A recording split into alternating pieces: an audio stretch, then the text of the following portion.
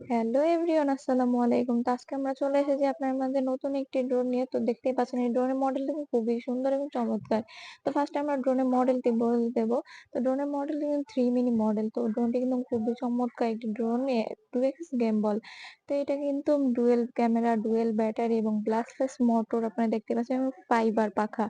তো এটা কিন্তু খুবই সুন্দর একটি ড্রোন দেখতে। নিচে কিন্তু ফ্ল্যাশ লাইট একটু জ্বলছে। তো এটা কিন্তু নিচেও ক্যামেরা, এই যে দেখতেই পাচ্ছেন লাইটিং, ক্যামেরা অনেক সুন্দর চমৎকার একটি ড্রোন।